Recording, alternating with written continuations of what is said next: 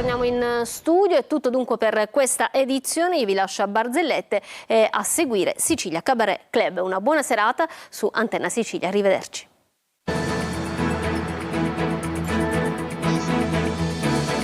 Entra nel mondo dell'informazione con l'app Sicilia Web. Resta sempre aggiornato con le news e le live in diretta.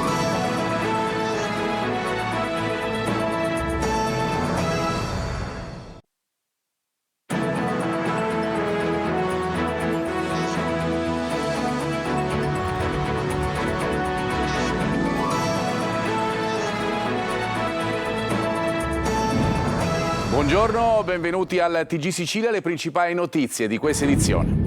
Il crollo della palazzina a Messina, dell'edificio facevano parte appartamenti ed esercizi commerciali, sono diversi feriti, 6 dispersi, per cui continuano senza sosta le ricerche fra la disperazione dei familiari. La Procura ha aperto un'inchiesta. Si va verso la conclusione della fase eruttiva sull'Etna, fontana di fuoco in serata di ieri è colata a 2700 metri nella Valle del Leone, ricaduta di cenere senza al momento impatto sull'operatività dell'aeroporto di Catania. La crisi occupazionale, durissimi i sindacati dopo l'incontro per la Pfizer, decide di abbandonare Catania, sostengono, cancellando 60 anni di storia in nome del profitto, lasciando quasi 400 famiglie sul lastrico e altre in futuro. A Gela la protesta non si ferma davanti al Vittorio Emanuele presidio del sindaco Di Stefano e dell'amministrazione comunale per il nuovo ospedale, oltre 1000 le firme già raccolte. Traffico di motorini, sequestrati in tutta Italia migliaia di mezzi elettrici venduti come biciclette a pedalata assistita. L'operazione della Guardia di Finanza partita da Palermo, 2 indagati per frode e falso. Un mare ricco nelle acque del Ragusano, quasi 700.000 euro gettati in mare alla vista della Guardia Costiera. Gli occupanti di un motoscafo in avaria, prima di chiedere aiuto, hanno provato a disfarsi dei soldi di origine incerta. Calcio, Catania subito contro l'Inter Under 23. Diramati calendari di Serie C, la squadra di Longo alla prima ospiterà i nerazzurri al Massimino. A novembre i big match con Salernitana e Bari. Ingaggiato il giovane 2007 Amendola.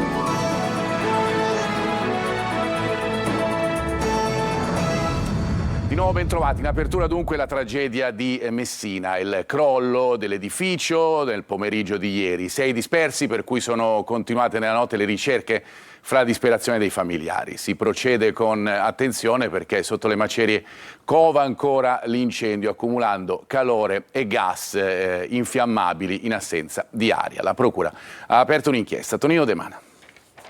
Sono proseguite incessantemente per tutta la notte le ricerche dei 6 dispersi rimasti sotto le macerie a causa del crollo di una palazzina a Pistunina, zona commerciale di Messina. A complicare le operazioni un incendio che cova sotto quel che resta dell'edificio, una costruzione della fine degli anni '80 di proprietà della famiglia Leone, che per molto tempo ha gestito una catena di negozi di elettrodomestici. I dispersi sono proprio l'imprenditore Carmelo Leone con le sorelle Sara e Rosa, il marito di quest'ultima Santino Magazzù, un domestico che era con loro, il cingalese Ilario Varnardiluscia, una commessa del bazar cinese che si trovava al primo piano, la messinese Alessandra Frazzica. Questa la disperata conferma della zia. È in ospedale e quindi è sotto le macerie. Quanti anni ha sua nipote? 21, è piccola.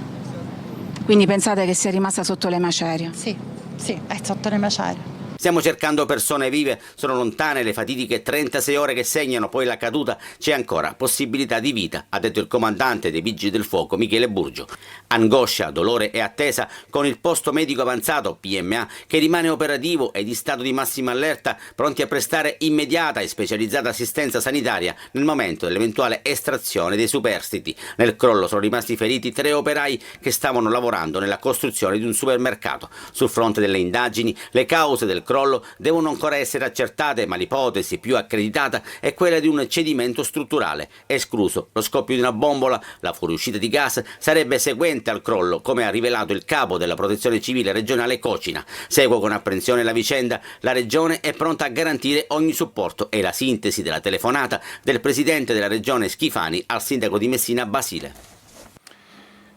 Sull'Etna adesso, dove ieri sera una nuova bocca effusiva si è aperta nell'alto settore della Valle del Leone a quota 2700 metri d'altezza sul livello del mare. Lo ha rilevato l'Istituto Nazionale di Geofisica e Vulcanologia per l'Osservatorio Etneo. Fontane di fuoco e spettacolare colata dal fianco del vulcano nella notte. Sono crollati però appunto nella notte i valori del tremore vulcanico dell'Etna, che sono precipitati da valori molto alti a normale. Quanto emerge dal monitoraggio strumentale dell'NGV, il tremore segnala la quantità di energia del magma in risalita nei condotti interni dell'edificio vulcanico. Nella zona sommitale non c'è emissione di cenere. Tutto fa ipotizzare appunto che si vada verso la conclusione della fase eruttiva dell'Etna. La procura di Termini Imerese ha chiesto l'archiviazione dell'inchiesta sulla morte della pallavolista Simona Scinà, trovata senza vita in una piscina di Bagheria nel palermitano. La tragedia nella notte tra l'1 e il 2 di agosto del 2025, mentre era in corso una festa di laurea. Secondo i magistrati il decesso sarebbe avvenuto per un incidente. A sostegno di questa tesi la mancanza di ferite, che la ragazza aveva un tasso alcolemico elevato. I familiari di Simona Scinà hanno sempre contestato la ricostruzione che possa essere morta per annegamento.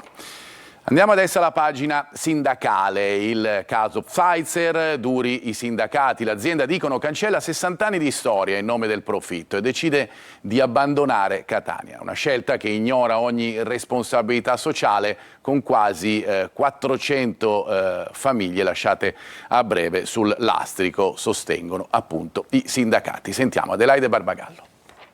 La doccia fredda arriva da Palermo e gela le speranze dei lavoratori. Pfizer ha deciso di abbandonare Catania e a licenziare nell'immediato 370 persone. Il verdetto della terza commissione dell'Assemblea regionale siciliana non lascia spazio a dubbi. I sindacati confederali in una nota lo dicono a chiare lettere. La multinazionale del farmaco non ha alcuna volontà di riconversione produttiva ed è intenzionata a vendere lo stabilimento. Durissima la nota firmata CGIL, CISL, UIL e UGL. 60 anni di storia e di lavoro vengono cancellati in nome del profitto. Oggi sacrificano 370 famiglie, ma il futuro sarà nero anche per chi resta. Nell'immediato è stata annunciata la chiusura di 2 linee di produzione e di un intero reparto. Una scelta gravissima che ignora ogni responsabilità sociale. Preoccupa anche la volontà della cessione del sito. Pfizer è intenzionata a cedere questo sito ad un soggetto non farmaceutico. Catania ha bisogno della farmaceutica e non di soggetti collaterali che non potrebbero mai portare avanti la vocazione dello stabilimento. In pratica, dopo la pandemia e la produzione di vaccini con cui il colosso della farmaceutica ha fatto affari d'oro, la Pfizer vuol cambiare pelle, investendo solo sulle biotecnologie, ma non a Catania.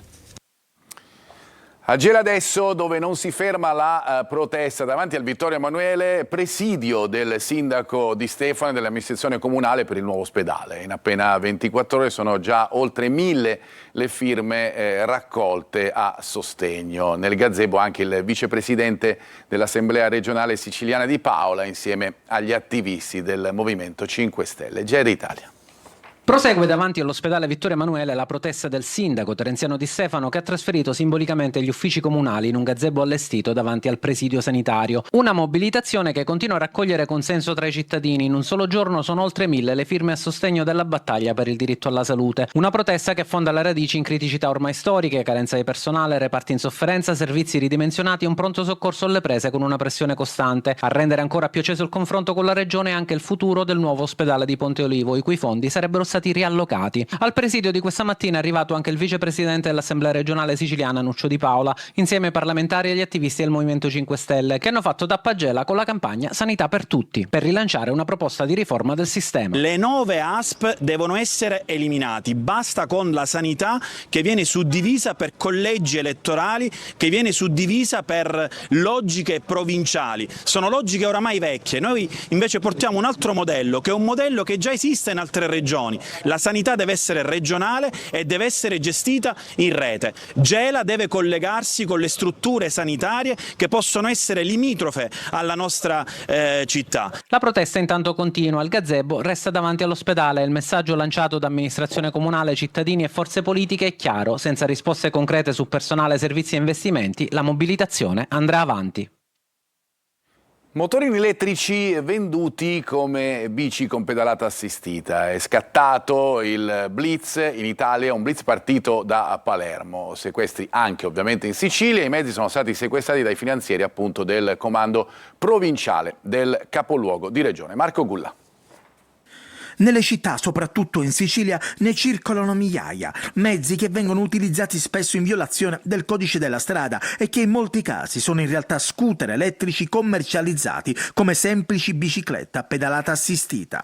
Adesso però è arrivato un primo importante stop al fenomeno. I finanzieri del comando provinciale di Palermo, su delega della Procura della Repubblica di Palmi, hanno eseguito un provvedimento di sequestro su tutto il territorio nazionale di un ingente quantitativo di questi veicoli. Secondo le Fiamme Gialle venivano venduti come biciclette elettriche a pedalata assistita, ma erano privi dei requisiti previsti dalla normativa europea, non conformi alla marcatura CE e quindi potenzialmente pericolosi sia per la sicurezza stradale sia per la salute dei consumatori. Si tratta di mezzi che una volta messi sul mercato vengono spesso modificati per aumentarne le prestazioni, trasformandosi di fatto in veri e propri scooter elettrici. Biciclette con potenza superiore o con la possibilità di accelerare e camminare senza utilizzare i pedali, benché presenti nella struttura, non possono circolare ai sensi del codice della strada sul territorio nazionale, sulle strade del territorio nazionale. Veicoli che finiscono frequentemente nelle mani di ragazzi giovanissimi, ma anche di persone prive della patente.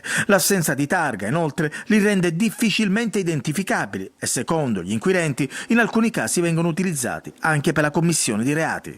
Nell'ambito del procedimento sono indagati un imprenditore palermitano e una società per i reati di frode in commercio e falso in atto pubblico. A Catania, offensiva della Polizia Municipale e dei Carabinieri contro le numerose bici a pedalata assistita trasformate in scooter che spesso mettono a rischio l'incolumità dei pedoni nel centro storico. Sentiamo. Nel furgone che vedete sono stati caricati una decina di scooter che verranno adesso sequestrati e confiscati. Bici a pedalata assistita spacciate per veri e propri scooter sprovvisti di libretto di circolazione e targa. A Catania scatta l'offensiva della Polizia Municipale e dei Carabinieri per debellare un fenomeno che mette a rischio anche l'incolumità dei pedoni. Non a caso l'operazione si è concentrata nella centralissima via Etnea con squadre di motociclisti pronte ad intercettare i trasgressori. Questi sono mezzi che è impossibile controllare in quanto non sono targati, vengono utilizzati per qualsiasi esigenza anche illecita, sono un fattore di disturbo non indifferente soprattutto sulle isole pedonali. Questi sfrecciano anche a più di 30 all'ora, anche 50 all'ora in mezzo ai pedoni. Viaggio finito e mezzi posizionati uno accanto all'altro sul furgone con destinazione deposito alla zona industriale. Constatiamo che si tratta nel 99% dei casi di biciclette addirittura senza trasmissione a catena, quindi non c'è nessuna propulsione umana e la potenza è data esclusivamente dall'accelerazione, dall'acceleratore. Questo comporta che si tratta di ciclomotori elettrici senza targa con tutto ciò che ne consegue. Contestato l'articolo 97 del codice della strada per la circolazione con velocipede a pedalata assistita che deve essere considerato ciclomotore senza certificato di circolazione. Sul carro attrezzi per il sequestro finalizzato alla confisca sono finiti anche diversi mezzi di una ditta che si occupa del noleggio.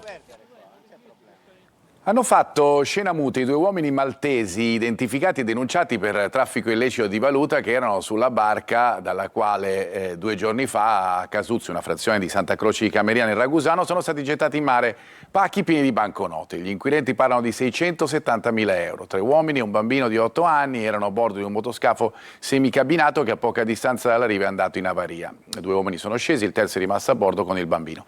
La barca ha iniziato a ondeggiare e sembrava in grande difficoltà, così dalla riva alcuni bagnanti hanno chiamato la guardia costiera.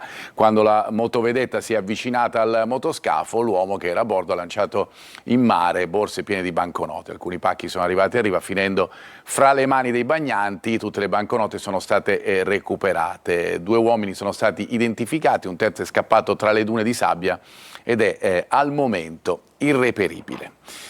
A Catania ancora la polizia indaga sul furto di una mitraglietta dal carcere, scopre un vero e proprio giro di droga. Sentiamo Lorena Dolci. Una scala per trovare il nascondiglio perfetto nei pressi dell'abitazione. Dentro questo fagotto c'è una mitragliatrice rubata dal carcere di Bicocca a Catania 2 anni fa. Per quel furto è stata arrestata una donna, un agente di polizia penitenziaria. Ma le indagini della polizia sono andate avanti, scoprendo un giro di spaccio di droga gestito dalla donna e da 2 dei suoi figli. Uno già arrestato perché l'arma rubata era un regalo proprio per lui. L'altro figlio, anche lui finito in manette perché trovato in possesso di una pistola. Una passione di famiglia quella delle armi, tanto da essere ostentate anche sui social. Ecco alcune foto che ritraggono alcuni componenti del nucleo familiare mentre imbracciano delle armi comuni e la stessa pistola mitragliatrice sottratta. Arrestato anche un uomo ritenuto il fornitore della droga. Ancora a Catania, dopo il crollo di Calcinacci, si accelerano le procedure per l'abbattimento dell'edificio pericolante ad angolo fra le vie Grottamagna e Plebiscito. Lunedì l'aggiudicazione dei lavori per l'abbattimento. Tonino De Mana. Chiediamo un intervento immediato dell'amministrazione comunale, qui non si può più aspettare. Dopo il crollo di Calcinacci di ieri pomeriggio, le numerose segnalazioni di pericolo, le relazioni dei vigili del fuoco, l'esasperazione dei residenti di via Grottamagna e i nostri servizi denuncia, sembra la volta buona per l'abbattimento dell'edificio pericolante di via Plebiscito 635 del quartiere Antico Corso Cappuccini. Il grido d'allarme del consigliere della prima municipalità Buio trova riscontro in un provvedimento del comune di Catania che in mattinata ha comunicato l'aggiudicazione dei lavori di demolizione, costo 217.000 euro. Considerata l'urgenza ed il pericolo, i lavori inizieranno immediatamente, quindi a partire dalla prossima settimana, con un piano tecnico di demolizione controllata e messa in sicurezza della struttura. Le transenne che vedete limitano il transito sulla già confusionaria via Plebiscito, mentre il divieto di transito in via Grottamagna viene sistematicamente violato, con seri rischi per i pedoni che si avventurano sotto il palazzo. Non resta adesso che attendere l'inizio della prossima settimana per avviare le operazioni di abbattimento e per mettere la parola fine ad una storia che si trascina da quasi 30 anni. Adesso c'è la pubblicità, una piccola pausa per noi, ritorniamo fra pochissimo con i calendari della Serie C. Fra poco.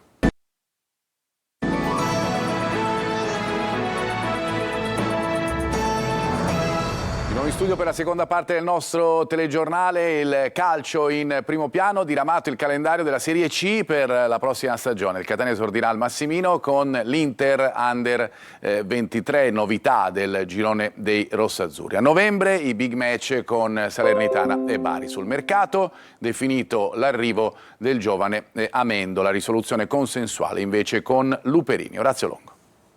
Il calendario a tutti gli effetti il primo atto della stagione di cui sancisce l'avvio. Il Catania è rimasto l'unico club a rappresentare l'isola nella terza serie. Il girone C comprende 7 pugliesi, 7 campane, 2 lucane e 2 calabresi, oltre all'Inter Under 23, novità del girone.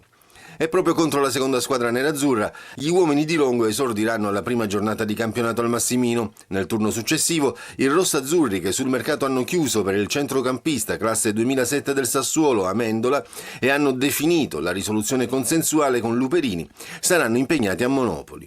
Alla terza se la vedranno in casa con il Cosenza, match che arriva presto come nella scorsa stagione.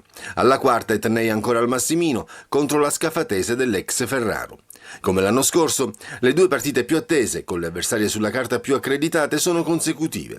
Questa volta però con l'alternanza fra casa e trasferta.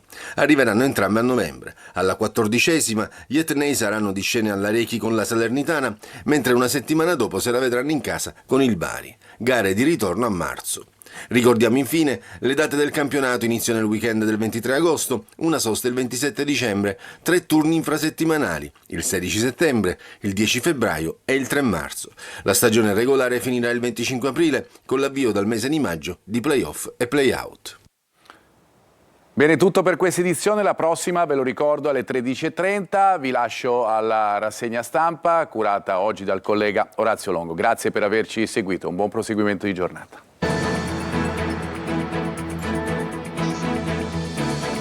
Entra nel mondo dell'informazione con l'app Sicilia Web.